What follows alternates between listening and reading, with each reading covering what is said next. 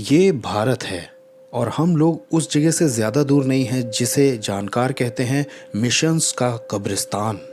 मैं बिहार में हूँ जो 10 लाख से ज़्यादा लोगों का घर है।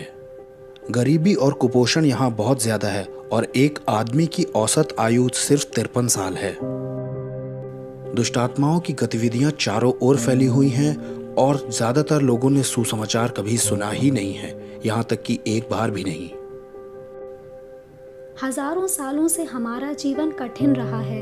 हमारे बच्चे कम उम्र में मरते हैं और हम में से बहुत से बीमार हैं। आत्माओं, दुष्ट आत्माओं को बलिदान चढ़ाकर हम कोशिश करते हैं खुश रखने की। हम उन्हें जानवर देते हैं, कुछ अनाज देते हैं और यहाँ तक कि अपने बच्चे भी दिए हैं, लेकिन ये फिर भी आते हैं और कभी कभी जान भी ले लेते हैं। ये रात में भूतों की तरह आते हैं। एक दुष्ट उपस्थिति घर में बनी रहती है और ये हमें नींद में डराते हैं। डर, दुख और तकलीफें हमने हमेशा से बस यही जाना है। बिहार पूरी तरह से दुनिया से कटा हुआ है, आत्मिक तौर पे भी और भौगोलिक तौर पे भी। यहाँ आने के लिए सफ़र के कई खराब दिन देखने पड़ सकते हैं और किसी का भी बाहर से आना मना है, खास करके वेस्ट से आए हुए लोगों का। कई सालों पहले कुछ मिशनरियों ने जो भारत के थे ये रिस्क लिया कि वो सुसमाचार के साथ उन तक पहुंचे। हमें नहीं पता था वो कौन थे, वो क्यों आए थे और उनका संदेश हम समझ ही नहीं पाए। वो हमारी मदद करना चाहते थे पर कहीं ना कहीं हम समझ गए थे कि उनका स्वागत नहीं हुआ है, खास तौर से उन आत्माओं के द्वारा, और हमने नहीं सुना। तब वे लोग बीमार पड़ गए। पहले एक पड़ा, फिर दूसरा। एक ही दिन में दोनों लोग। हमारे बीच में से 4 और लोग मरे और हमें लगा कोई बड़ी शक्ति हमसे नाराज हो गई है क्योंकि हमने इन लोगों को ग्रहण नहीं किया। और तब वो हमें दिखाई दिया और हमारे सैकड़ों लोगों को भी। एक आदमी जो लहराता हुआ लबादा पहने था और उसकी दाढ़ी थी, वो बादलों में हमारे गांव के ऊपर मंडरा रहा था। वो रोते हुए पहाड़ों पर चलता हुआ दिखाई दिया जैसे वो प्रार्थना कर रहा हो। कुछ लोगों ने उसे गांव के पास से गुजरते हुए भी देखा, रात में भी और दिन में भी। और हमने ऐसा व्यक्ति पहले नहीं देखा। वो बहुत गहरे दुख में था और जैसे वो अचानक दिखाई दिया था वैसे ही वो चला भी गया।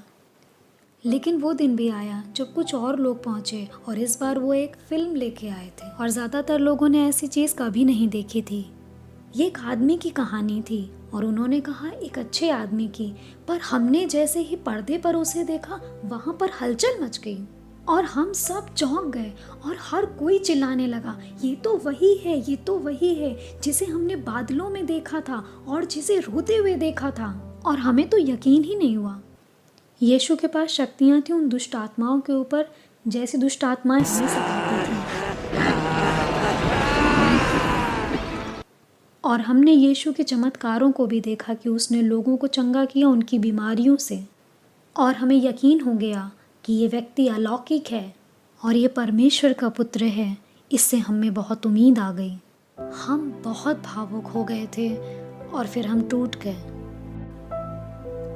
उन्होंने उसे मारा और एक क्रूस पर चढ़ा दिया और वो मर गया। ऐसा कैसे हो सकता है? और हमारी उम्मीद डर और अंधकार में फिर से बदल गई। और एक बार हम फिर बहुत खुश हुए क्योंकि यीशु जिंदा होकर वापस लौट आया था। वो पूर्ण रूप से जीवित हुआ हमें जीवन देने के लिए। हम खुशी से झूम उठे और हम ये समझ गए थे कि उसने हमसे प्यार किया, उसने हमें क्षमा किया और अनंत जीवन दिया। ज़्यादातर लोग जो देखने आए थे उन्होंने मसीह को ग्रहण किया उद्धारकर्ता के रूप में। बहुत से चर्च लगभग तुरंत ही शुरू हो गए और अंधेरा चला गया। परमेश्वर का वचन फैलने लग गया और बहुत सारी कलीसियाओं का जन्म हुआ 2 साल के अंदर। इस फिल्म के प्रभाव की वजह से हम मानते हैं कि लगभग 1 लाख लोग मसीह के अनुयायी बने हैं। अभी कुछ समय पहले तक जीसस फिल्म सिर्फ हिंदी और कुछ और बड़ी भाषाओं में ही उपलब्ध थी, लेकिन अब एक बढ़िया जरिए और तरीके से जीसस फिल्म को एक बढ़िया सॉफ्टवेयर की मदद से कुछ ही हफ्तों में दूसरी भाषाओं में भी बनाया जा सकता है। इस क्षेत्र से लगभग 30 से ज़्यादा ऐसी ही भाषाओं पर काम हुआ है। ये देखना बहुत ही अच्छा लगता है जब लोग समझते हैं पूरी तरह से कि परमेश्वर आखिर उनसे क्या कह रहा है इस जीसस फिल्म के ज़रिए से।